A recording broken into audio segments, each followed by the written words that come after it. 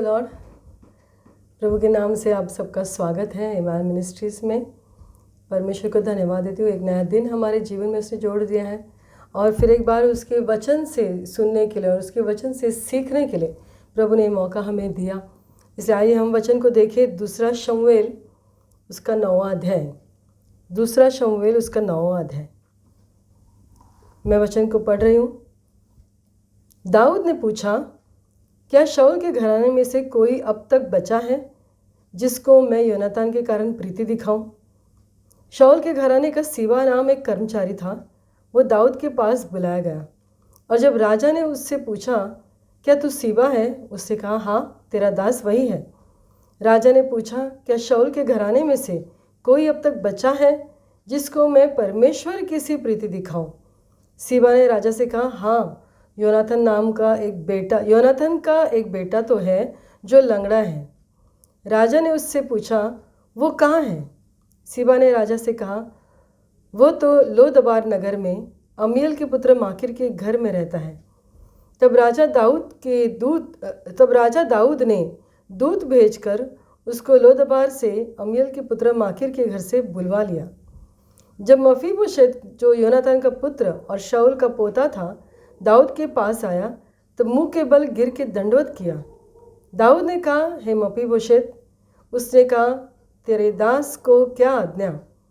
दाऊद ने उससे कहा, मत डर, तेरे पिता योनातान के कारण मैं निश्चय तुझको प्रीति दिखाऊंगा और तेरे दादा शाऊल की सारी भूमि तुझे फेर दूंगा और तू मेरी मेज पर नित्य भोजन किया कर।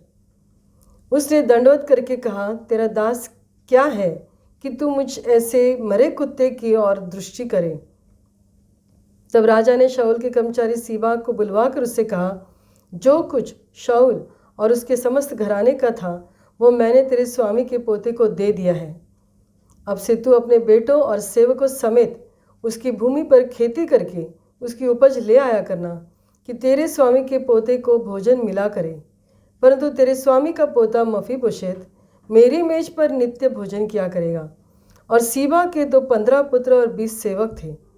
सीबा ने राजा से कहा, मेरा प्रभु राजा अपने दास को जो जो आज्ञा दे उन सबों के अनुसार तेरा दास करेगा। दाऊद ने कहा, मफीबोशेत राजकुमारों की नाई मेरी मेज पर भोजन किया करे। मफीबोशेत के भी मीका नाम का एक छोटा बेटा था और सीबा के घर के जितने रहते थे वे सब मफीबोशेत की सेवा करते थे। और मफीबोशेत यरूशलेम में रहता था क्योंकि वह राजा की मेज पर नित्य भोजन किया करता था और वो दोनों पाँवों का पंगुला था। आइए हम प्रार्थना करें। Thank you Jesus. पिता, हम तुझे गौरव, सम्मान और महिमा देते हैं प्रभु जी। तो अपने वचन को भेजता है, हमें चंगाई देता है। तो अपने वचन को भेजता है प्रभु जी और हमें शुद्ध करता है।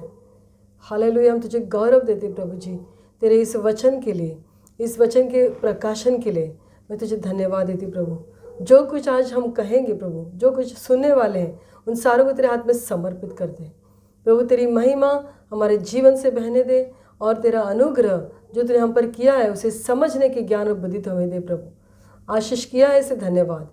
यीशु के नाम से मांगते सुन ग्रहण कर पिता, आमीन। हालेलुया। वचन में ऐसा लिखा है कि लोदबार नाम के उस नगर में मफीबोशेत रहता था।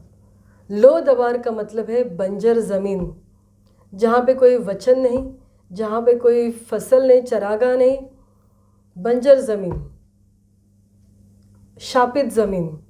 ऐसी जगह पे मफीबोशेत जो शाऊल राजा का पोता, जो राजकीय घराने का लड़का, वो ऐसे नगर में रह रहा था। लोदबार में वो रहता था। और मेरे आज के वचन के यही विषय है कि लोदबार से निकलने का समय आ गया है। लोदबार से निकलने का समय आ चुका है। हालेलुया। परमेश्वर आपको और मुझे इस बंजर स्थिति में से, इस बंजर जगह से जहाँ पे वचन नहीं, जहाँ पे वाणी नहीं, जहाँ पे चरागा नहीं, ऐसी जगह से निकालने के लिए वो हमें बुला रहा है। Praise the Lord. अगर हम इस कहानी को देखें तो हम देख सकते हैं दाऊद राजा जो है वो इज़राइल का राजा बन चुका था। शुरू में दाऊद सिर्फ यहूदा का राजा था। जब तक शाऊल राजा बना तब तक दाऊद सिर्फ यहूदा प्रांत का, यहूदा वंश का, गोत्र का राजा था। शाऊल उसका ससुर था और शाऊल का बेटा था योनाथान। और योनाथान और दाऊद ये बहुत ही अच्छे दोस्त थे, बहुत गहरी दोस्ती थी इन दोनों की। और जब तक शाऊल जिंदा था तब तक दाऊद जो है उसके अधीन रहकर या फिर उसका आदर करके उसने अपने आप को उसके अधीन रखा। उसने शाऊल के आगे बढ़ने की कोशिश नहीं की। शाऊल उसे मारने की कोशिश कर रहा था क्योंकि प्रजा जो है दाऊद के सारे शूरवीर कामों से खुश थी और दाऊद की तारीफ करने लगी। और शाऊल बिना मतलब के दाऊद से नफरत करने लगा। दाऊद ने शाऊल के विरुद्ध में कुछ नहीं किया था, दाऊद ने शाऊल के शत्रुओं के विरुद्ध में किया था। शाऊल के शत्रुओं को हराया, मतलब इज़राइल के शत्रुओं को हरा दिया था। लेकिन फिर भी शाऊल राजा पता नहीं बिना मतलब के दाऊद से भी नफरत करने लगा क्योंकि लोग उसकी तारीफ करने लगे।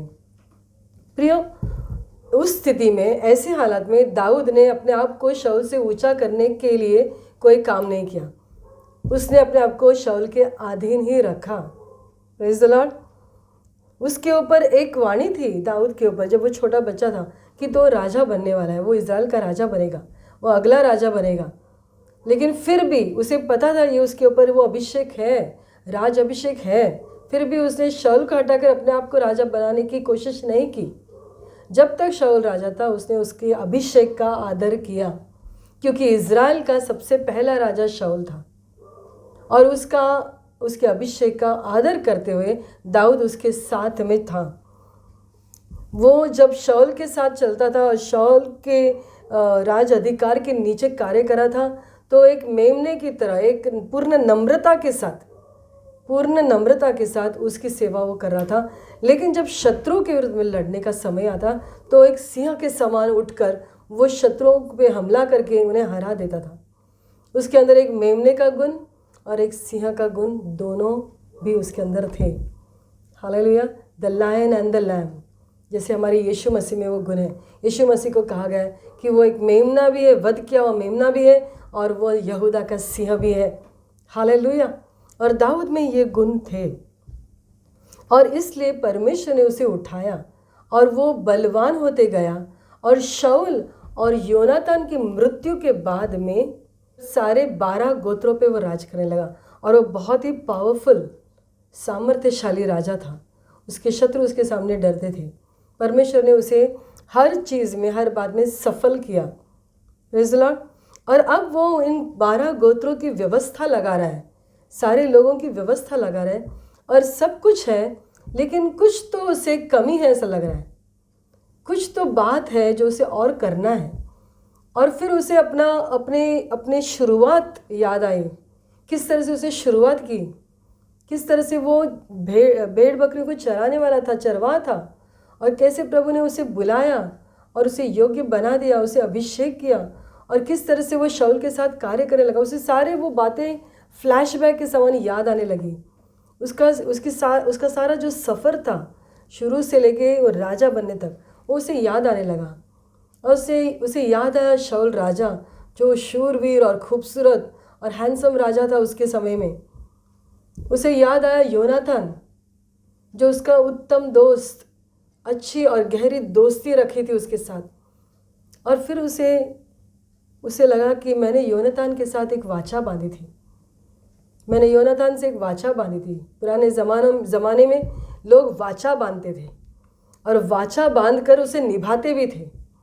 और वाचा ऐसी नहीं थी कि तू मुझे ये दो तो फिर मैं तुझे वो दूंगा, ऐसा नहीं, ऐसे छोटी मोटी बातों की नहीं। वाचा ऐसी होती थी कि अगर मुझे कुछ हो जाए तो मेरे सारे परिवार को तुमने संभालना है, और अगर तुम्हें कुछ हो जाए तो तुम्हारे सारे परिवार की जिम्मेदारी मैं उठाऊंगा।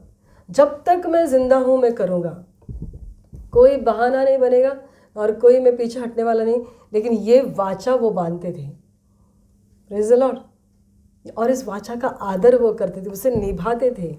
तब कंपटीशन नहीं था, लेकिन कवेनेंट था।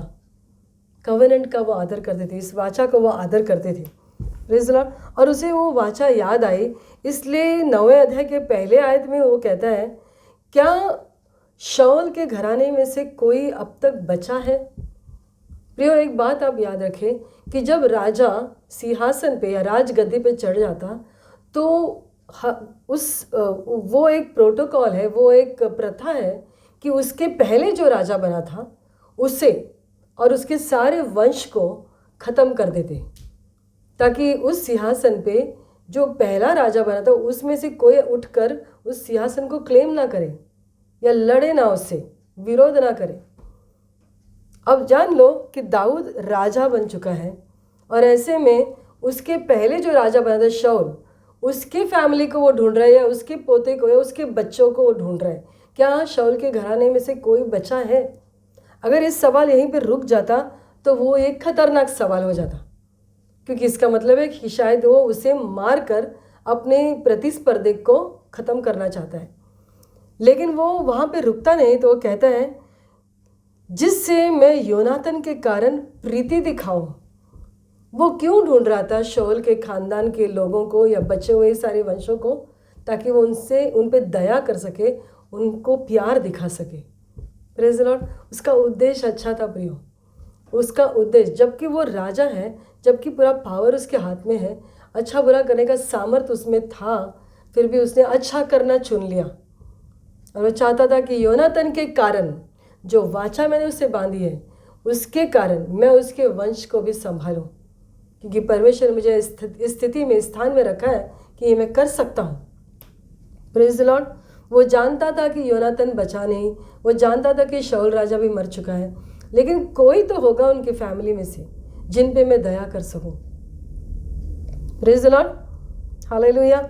और उसने ऐसे करने के लिए, पूछताछ करने के लिए, उसने सीबा नाम के एक सर्वेंट को, एक दास को बुलाया, जो शाऊल के घराने में सेवा कर रहा था। मतलब शाऊल राजा के घराने में वो सेवक था, उसे बुलवाया। जो घर की बातें जो पुराना सेवक होता है ना, उसे सब पता होता है, और उसे मालूम था कि शाऊल और योनातन अब नहीं रहे, लेकिन इसकी फैमिली की कोई तो रहा होगा, और अगर है तो सीबा को ही पता होगा, क्योंकि वो बहुत पुराना सेवक है। और जब सीबा उसके सामने आता है तो वो कहता है, 4 आयत में लिखा है, 3 आयत में लिखा है, राजा ने पूछा क्या शाऊल के घराने में से कोई अब तक बचा है जिसको मैं परमेश्वर की सी प्रीति दिखाऊं? सीबा ने राजा से कहा, हाँ, योनातान का एक बेटा तो है जो लंगड़ा है। वो कहता है कि योनातान का एक बेटा है, अभी भी जिंदा है, लेकिन वो राजपुत्र है। ओके, योनातान का बेटा मतलब वो राजपुत्र है, लेकिन वो कहता है कि योनातान का बेटा तो है और वो लंगड़ा है।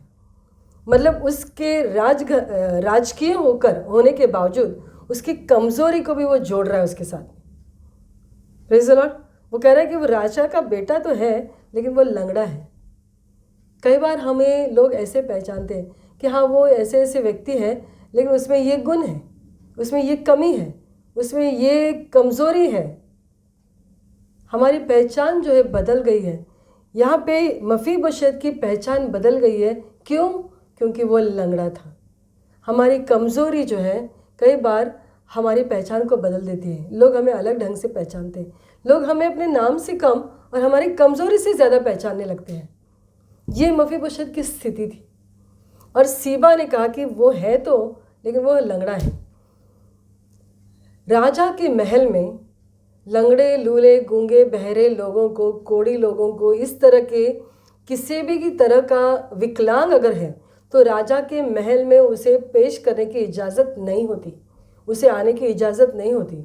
इस तरह की जो भी शारीरिक कमियां हैं, ऐसे लोगों को एक अलग नगर में ही डाल देते हैं। उनको राजा के सामने आने की इजाज़त नहीं होती थी। Praise the Lord.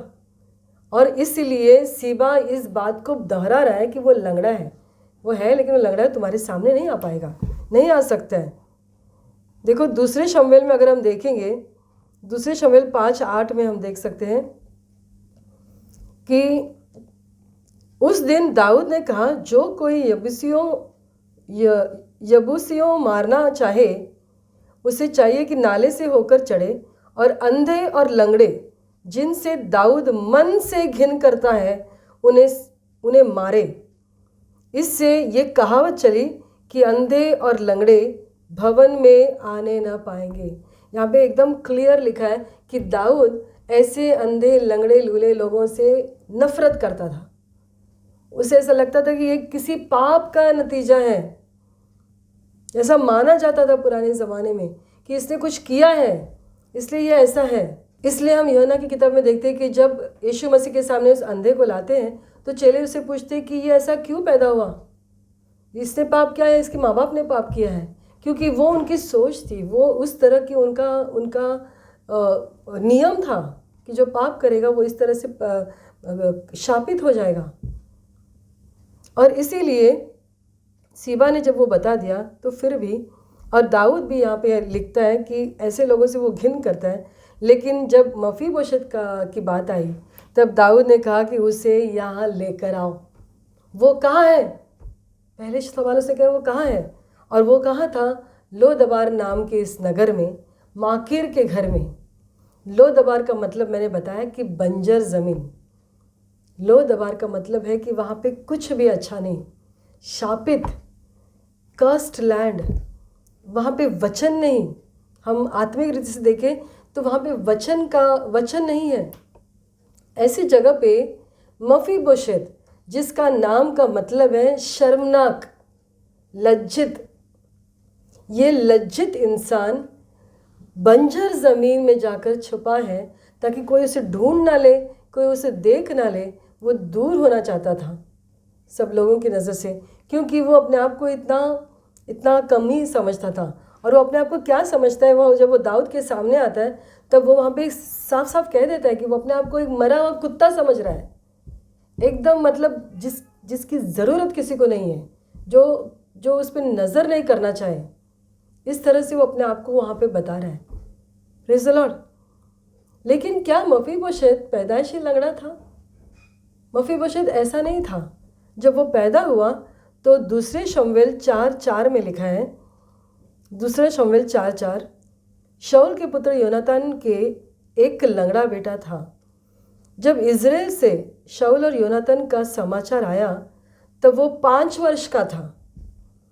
उस समय उसकी दाई उसे उठाकर भागी और उसके उतावली से भागने के कारण वो गिर के लंगड़ा हो गया और उसका नाम मफीबोशेत था। अगर हम पिछली किताबों को पढ़ें तो हम समझ सकते हैं कि इस बच्चे का नाम मफीबोशेत नहीं था, उसका नाम मरीब-बाल था। मरीब-बाल मतलब जो बाल का विद्रोह करने वाला। योनातान ने उसका नाम मरीब-बाल रखा था। उसका नाम मफीबोशेत कैसे पड़ा मुझे नहीं मालूम। पता नहीं वो जब भी वो दाई जो है उसे बचाने की कोशिश में उसे उठाकर भाग रही थी। जब उसने सुना कि उसके दादाजी और उसके पिताजी दोनों युद्ध भूमि पे मर चुके हैं तो उसे पता था कि जिसने उनको मारा है वो शत्रु ज़रूर उसके सारे बेटों को मार देगा। योनातान के बाकी बेटों को भी मार दिया था, लेकिन ये 5 साल का बच्चा इस दासी के पास था जो योनातान का बेटा था। और उसको बचाने के चक्कर में वो अच्छे उद्देश्य से वो उसे लेकर भागने लगी। उद्देश्य अच्छा था, उद्देश्य उसे बचाने का था, लेकिन बचाने के चक्कर में वो उसको लेकर ऐसे गिरी। मुझे नहीं पता वो कैसे गिरा वो बच्चा, कि बहुत गहरी खाई थी या फिर ये उसके ऊपर गिरी, पता नहीं क्या हुआ होगा, लेकिन उसके पैर, दोनों पैरों में वो लंगड़ा हो गया। उसके पैरों की हड्डियाँ टूट गई, वो लंगड़े में आ गया। प्रियो, कई बार ऐसा होता है कि लोग हमें बचाने के चक्कर में ज़्यादा हानि करते हैं। क्या ऐसा अनुभव आपने लिया है? क्या आपको किसी ने गिरा दिया है? क्या आप कहीं पे तो गिर गए जिसकी वजह से आपकी उन्नति रुक गई? मफीबोशेत के पैरों में लंगड़ापन आने के कारण वो चल नहीं सका, वो दौड़ नहीं सका, उसकी उन्नति रुक गई। उसका सेल्फ कॉन्फिडेंस ख़त्म हो गया। वो एक राजा का पोता है, ये बात उसे पता भी नहीं थी, उसे याद भी नहीं होगी, क्योंकि उसकी जो असली स्थिति देखकर वो अपने आप को एक मरा हुआ कुत्ता समझ रहा है। मतलब अपने आप को इतना नीचा देख रहा है। कई बार हमारे जीवन में ऐसा होता है, हो सकता है कि आपको किसी ने गिराया हो। जब आप आत्मिक जीवन में चलते हो, जब आप शारीरिक जीवन में चलते हो, कहीं आपने दोस्तों से धोखा खाया, कहीं आपने अपने पति या पत्नी से धोखा खाया, कहीं आपने किसी के आपका विश्वासघात हुआ हो सकता है कि आपके शरीर में आपने धोखा खाया, चलते फिरते अचानक आप बिस्तर पे पड़े और आप जब गिर जाते हो तो आपका जो सोच है ना वो बदलने लगता है। जिसने भी आपको गिराया हो प्रियो, आज मैं आपसे कहना चाहती हूँ, प्रभु आपसे कह रहा है कि उठने का समय आ गया है, कि राजा ने आपके लिए दूत को भेजा है कि वह आपको वापस राजभवन में ला सके। हालेलुया। जो आपके हक की जगह है। मफीबोशेत राजा का पोता था, उसका स्थान लोदबार में नहीं था, उसका स्थान राजभवन में था। लेकिन किसी ने उसे ऐसे गिरा दिया कि उसके अंदर लंगड़ापन आ गया और इसी वजह से वो स्थान से हट गया, अपने स्थान से वो कुछ अलग स्थान में पहुंच गया। जब हमारे जीवन में हम ऐसे अनुभव लेते हैं, ऐसा धोखा खाते हैं, इस तरह के विश्वासघात हो जाता है, इस तरह से फंसाना हो जाता है, कोई हमें फंसा देता है, इस तरह से हम किसी बात में फंस जाते हैं, ट्रैप हो जाते हैं, तो हम लो दबार की स्थिति में आकर बैठते हैं और फिर वहाँ पे कोई वचन नहीं और वहाँ पे कोई चरागाह नहीं, खाने के लिए शापित जगह। हमने किसी पे, कई बार हमारे जीवन में हम ऐसे निर्णय लेते हैं या फिर ऐसा दिशा पकड़ लेते हैं जिसकी वजह से हम लज्जित हो जाते हैं, मफीबोशेत बन जाते हैं। हमारा नाम, हमारा पहचान, द वे वी लुक, हमारी पर्सनालिटी, सब कुछ बदल जाती है प्रियो। आज अगर आपको किसी ने गिराया हो या फिर आज अगर आप अपनी नज़रों में गिर चुके हो, तो जान लो ऐसे ही स्थिति में परमेश्वर आपके पास एक वचन भेज रहा है। Praise the Lord. आपके लिए एक वचन है, आज का ये वचन आपको पुकार रहा है। जब वो इस स्थिति में, जहाँ पे कोई वचन ऐसी स्थिति में बैठा था मफीबोशेत, तब दाऊद ने सीबा को वचन लेकर भेजा कि राजा तुझसे मिलना चाहता है। हालेलुया। राजा तुझे देखना चाहता है। और सीबा ने आकर उससे कहा कि राजा तुझसे मिलना चाहता है। जो शर्म से अपने उस स्थान में छिपा हुआ था, उसे परमेश्वर वहाँ से निकाल रहा है, राजा वहाँ से निकाल रहा है। जैसे मफीबोशेत की कहानी वैसे हमारी होगी। जिस शर्म के कारण हम लोग कहीं छुपे बैठे हैं, जिस किसी कारण दोष लगाना ज़रूरी नहीं कि हम इस पे और उस पे दोष लगाएं। हो सकता है उनका उद्देश्य अच्छा था, लेकिन उसका इफ़ेक्ट जो हुआ, असर जो हुआ, वो बुरा हुआ, वो असर बुरा हुआ। Praise the Lord. हालेलुया। देखो, परमेश्वर आपसे प्यार करते हैं प्रियो, और परमेश्वर आपको भुलाता नहीं है, उसे आप याद हो। वो जानता है आप कहाँ हो, वो बराबर जानता है कि आप किस स्थान में, किस स्थिति में बैठे हो। हालेलुया। सही समय पे वो दूत को भेजेगा और आपको उस स्थान से निकाल लाएगा। Praise the Lord. हालेलुया। परमेश्वर ने यहाँ पे एक अद्भुत मफीबोशेत के लिए रखा था और दाऊद राजा ने उसे कहा कि उसे यहाँ लेकर आओ। मफीबोशेत की कहानी बदलने वाली थी, मफीबोशेत की सच्चाई बदलने वाली थी। उसे ऐसा कुछ वो पाने जा रहा था जिसके बारे में उसे कभी नहीं सोचा था।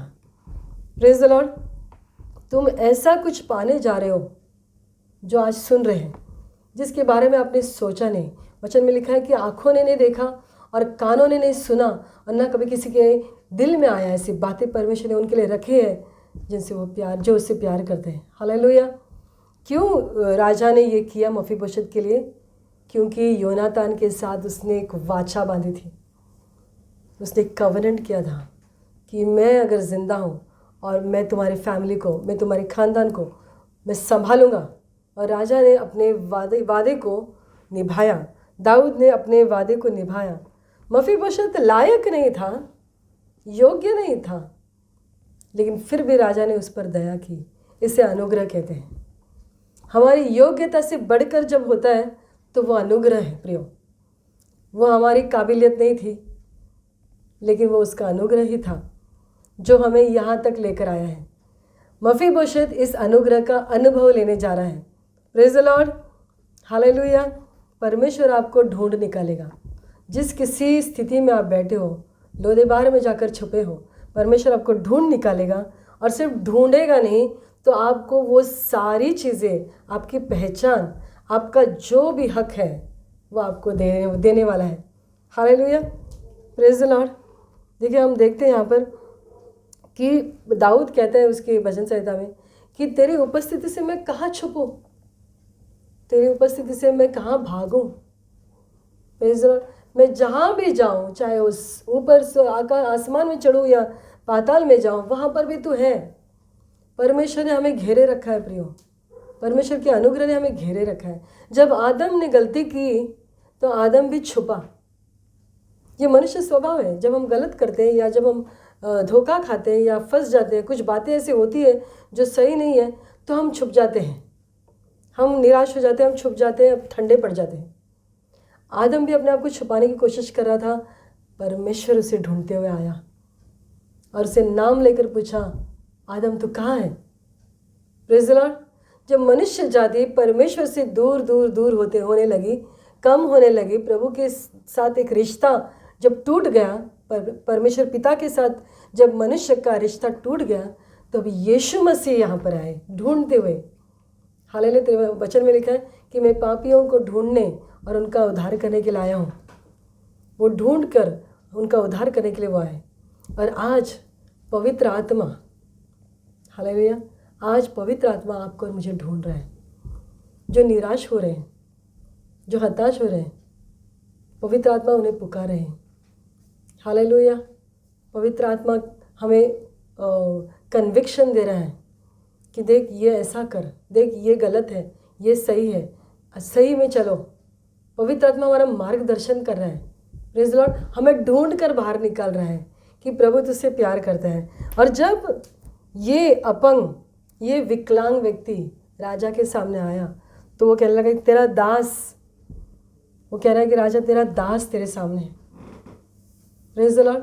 प्रिय, जान लो कि वो राजा का पोता था, उसमें राजा का डीएनए है, लहू बह रहा है, राजकीय लहू है।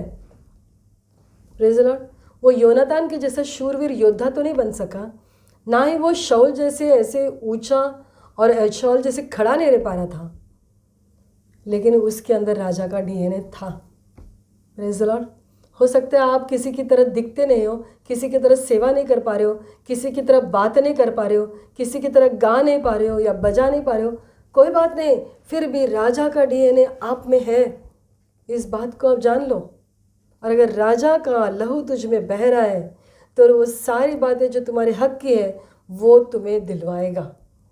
Hallelujah, praise the Lord. वो आपकी पहचान को बदल देगा।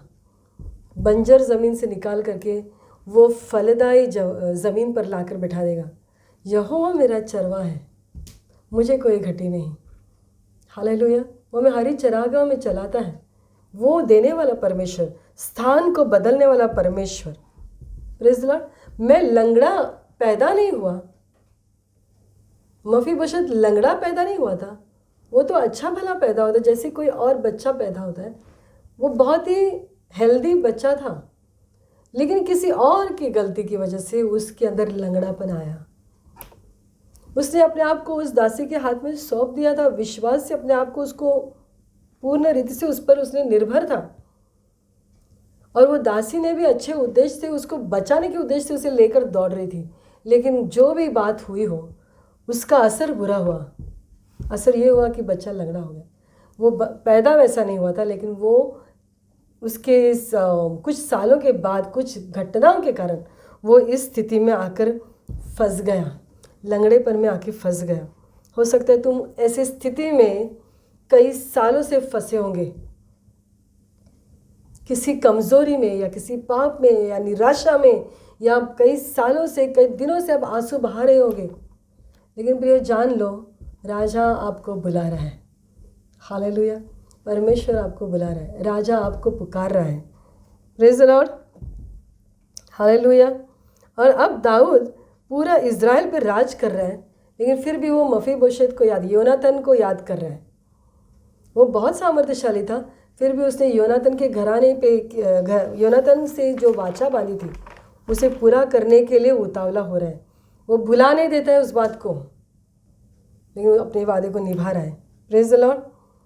वो उस अच्छे चरवाह के समान है जो 99 भेड़ों को छोड़कर एक को ढूंढ निकालता है ना। वो एक चरवाहा ही था। जब प्रभु ने उसे बुलाया तो वो एक चरवाहा ही था, और वो एक अच्छा चरवाहा था। वो अपने सारे 99 को छोड़ के एक के पीछे चलने वाला चरवाहा था, और इसलिए उसने सारे 12 गोत्रों का राजा बनने के बावजूद एक मफीबोशेत को ढूंढने निकला। वो एक को क्यों ढूंढ रहा है? क्योंकि वो उस एक को उसको चरवाहा की ज़रूरत है। वो 99 को चरवाहा की ज़रूरत नहीं होगी, क्योंकि उसके पास खाने के लिए पीने के लिए सब है, सब कुछ उनकी व्यवस्था हो चुकी है। लेकिन उस एक को ज़रूरत है, क्योंकि वो एक खोया हुआ है, वो भटक गया है, वो एक डरा हुआ है, संकट में फंसा है, अकेलापन महसूस कर रहा है, और राजा उसे ढूंढ निकालता है। अच्छा चरवाहा उसे ढूंढ निकालता है। Hallelujah, hallelujah. दाऊद ने मफीबोशेत को ढूंढ निकाला। दाऊद ने मफीबोशेत को मार डालना चाहिए था, क्योंकि वो पहले राजा का वंशज है, लेकिन उसने ऐसा नहीं किया।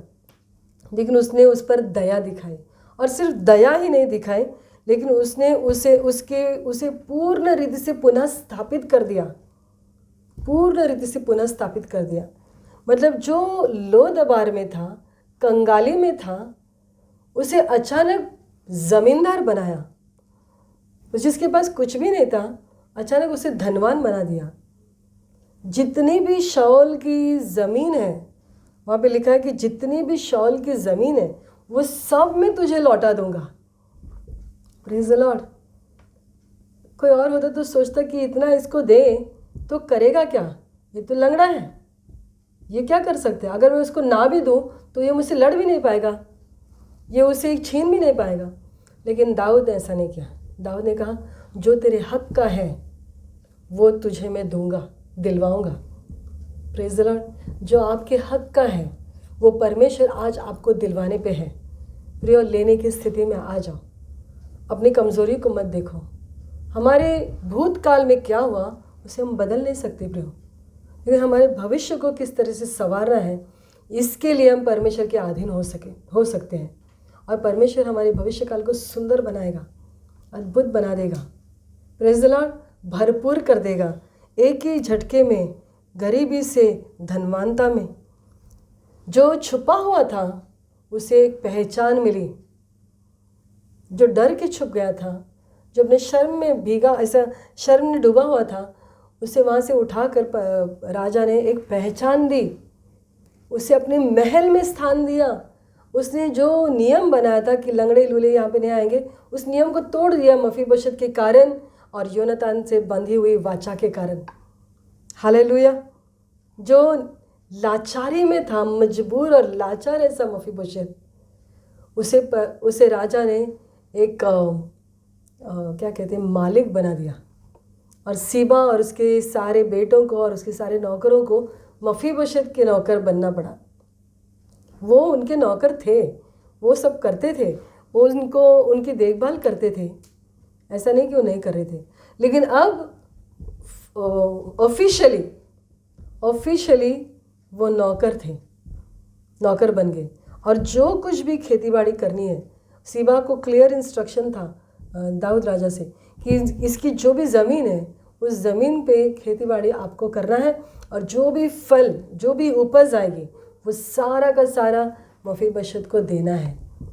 Praise the Lord. मफीबोशेत के घराने को देना है, उसके ख़ानदान को खिलाना आपको। हालेलुया।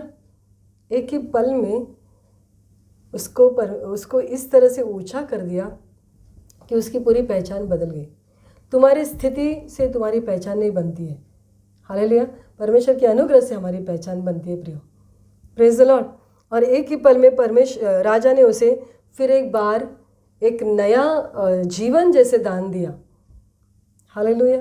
फिर भी वो राजा से कह रहा है कि मैं तो एक मरा हुआ कुत्ता हूँ, मुझ जैसे पे तुम क्यों अनुग्रह कर रहे हो। अपने वो अब उसका पोजीशन जो था राजमहल में होना चाहिए था, वो उसका पोजीशन तो स्थापित हो गया, लेकिन उसकी भाषा अभी भी लो दबार की भाषा है। कई बार हम सही स्थान पे हैं, लेकिन हमारी भाषा, हमारी बातें, हमारी सोच गलत स्थान से निकलती है, हमारे पिछले अनुभव से निकलती है, जिसकी वजह से हम अपने आशीषों को खो सकते हैं। लेकिन दाऊद राजा ने उसे जवाब भी नहीं दिया। अगर हम देखें तो दाऊद राजा ने उसको आंसर ही नहीं किया।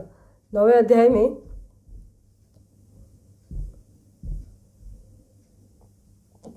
9वें अध्याय के 9वें वचन में देखो, 8वें वचन में वो कहता है कि तेरा दास क्या है कि तू मुझ जैसे मरे कुत्ते की ओर दृष्टि करे।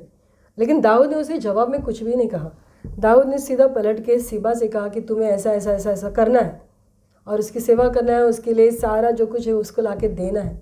लेकिन मफीबोशेत मेरी मेज पे खाना खाएगा। जब तक वो जिंदा है तब तक वो मेरे साथ में खाना खाएगा, जो उत्तम है वो खाएगा। हालेलुया। वो राजा का सबसे सम्माननीय मेहमान बनेगा। Praise the Lord. जिसको कोई पहचानता भी नहीं था, वो अचानक एक चीफ गेस्ट बन गया, महल का चीफ गेस्ट। निरंतर, ऐसा नहीं 1-2 दिन के लिए आप आ जाओ, खाना खा लो, पार्टी करो, निकल जाओ। जब तक जिंदा हो तब तक तुम मेरे साथ खाना खाओगे। हालेलुया। सबसे उत्तम हमारा परमेश्वर हमें देता है, उत्तम चीज़ों से वो हमें तृप्त करता है प्रियो। Praise the Lord. और ऐसा लिखा है आगे, अगर हम देखेंगे 11वीं आयत में, कि उसके आखिरी वचन में से लिखे कि मफीबोशेत राजकुमारों की नाई मेरी मेज पर भोजन किया करेगा। प्रियो, उसने उसको सिर्फ अपना मेज पे स्थान नहीं दिया, लेकिन उसको राजकुमारों की बराबरी दी, राजकुमार के बराबर में लाया। हालेलुया। देखो, जब मफीबोशेत टेबल पे बैठा तो जैसे उसके बेटे दाऊद के बाकी बेटे दिखते थे, उनमें से एक ये भी दिख रहा था, क्योंकि वो कमर से ऊपर तो बिल्कुल ठीक था, कमर से नीचे उसके लंगड़ापन था। हालेलुया। जब परमेश्वर आपको और मुझे उसकी मेज पे बिठाता है तो हमारे लंगड़ेपन को वो कवर कर देता है, छुपा देता है। हालेलुया। हमारी कमज़ोरी को वो कवर कर देता है, हमारी कमज़ोरी को मिटा देता है, लेकिन और हमें राजकुमार का दर्जा देता है, राजकुमारियों का दर्जा देता है। हालेलुया। समय हो चुका है प्रियो कि लो दबार नाम के बांझ ज़मीन से, जहाँ पे वचन नहीं, जहाँ पे सूखा है, हालेलुया, जहाँ पे शाप है, जहाँ पे निराशा है, दुख है, रोना है, ऐसी स्थिति में से परमेश्वर आपको और मुझे बाहर निकालने जा रहा है। गए कई साल से कोविड की वजह से बहुत सारे लोग निराशा में चले गए, बहुत सारे लोगों ने अपनों को खोया, बहुत ही मानसिक तनाव लोगों पे आया, बहुत कठिन स्थिति में लोग गए, प्रभु से भी दूर होने लगे, कठिन हो गए, कठोर हो गए। लेकिन ऐसी स्थिति में, लो दबार की स्थिति में आकर पहुँचे। लेकिन आज परमेश्वर का ये वचन, जैसे सीबा ने वचन लाया मफीबोशेत को और कहा कि राजा तुझसे मिलना चाहता है, वैसे आज परमेश्वर ये वचन आप तक पहुंचा रहा है। मैं कहना चाहती हूँ कि राजा आपसे मिलना चाहता है। राजा से एक बार मिल लो। हालेलुया। आपकी कमज़ोरी को आप भूल जाओगे, आपकी सारी कमियों को आप वो मिटा देगा, और राजकुमार और राजकन्या आपको वो बना देगा। Praise the Lord. हालेलुया। वो आपके सारे लंगड़ेपन को, आपके सारी कमियों को हमेशा के लिए ख़त्म कर देगा प्रियो, और आपको एक ऊंचे स्थान पे बिठाकर एक पहचान आपको देगा। यह आपका और मेरा परमेश्वर है। लो दबार से निकलने का समय आ चुका है। हालेलुया। लो दबार से निकलने का समय आ चुका है, निराशा से उठने का समय आ चुका है, दुख और दर्द से उठने का समय आ चुका है। शत्रु जो हमारे ऊपर ऐसी ऐसी बातें लाता है कि हम उसी बात में फंसे, हमारा ध्यान को वो भटका देता है और हम भटक जाते हैं और हम उसमें फंसते जाते हैं और साल बीतते हैं और हम उसी बात में ट्रैप हो जाते हैं। लेकिन परमेश्वर ने आज आपको और मुझे, जिस किसी स्थान में हम रुक गए हैं, हमारी उन्नति रुक गई है, वहाँ से परमेश्वर हमें फिर एक बार हमारी उन्नति को क्विक कर रहे हैं। हालेलुया। प्रोपेल कर रहे, जस्ट एस्केलेट कर रहे हैं, फास्ट कर रहे हैं, और परमेश्वर आपको और मुझे आशीर्वादित करना चाहते हैं। आइए हम प्रार्थना करें। Thank you Jesus. धन्यवाद देते प्रभु जी, हम तुझे महिमा, गौरव और सम्मान देते प्रभु। सचमुच तो हमारा दयालु राजा है, जो हम पे दया करता है, हम पर अनुग्रह करता है और हमें उत्तम चीज़ों से तृप्त करता है। हमें राजकन्या और राजकुमार ऐसे पुकारता है। तू कितना महान परमेश्वर है। हमारी कमज़ोरी को प्रभु, हमारे लंगड़ेपन को प्रभु जी, तू उसे छुपा कर हमारे अच्छाइयों को उठाता है प्रभु जी। हमारे अच्छाइयों को याद दिलाता है पिता, और अपने मेज पर हमें बिठाता है। ऐसे धन्यवाद। हालेलुया। जो हमारी योग्यता से बढ़कर और हमारी समझ से बाहर ऐसी करुणा तूने हम पर की है, इससे धन्यवाद देती हूँ। तेरे हाथों में हम समर्पित होते हैं प्रभु। सुनने वाले हर एक कान को मैं आशीर्वादित करती हूँ प्रभु। ये वचन उनके हृदय को मिले प्रभु जी, और वो अपने आप को प्रभु जान ले कि वो कहाँ है और उन्हें कहाँ आना है। परमेश्वर तेरी महिमा और तेरा गौरव सुनने वाले हर एक के जीवन में प्रकट होने दे पिता। मान, महिमा और गौरव सम्मान हम तुझे देते हैं। यीशु के नाम से मांगते, सुन ग्रहण कर पिता। आमीन। हालेलुया। प्रभु आपको आशीष दे। इस वचन को आप सुने, इस वचन को अपने जीवन में लागू करें, और सचमुच प्रभु आपको इस स्थिति में से अद्भुत रीति से निकालेगा और राजा के समान आपका आदर करेगा। God bless you.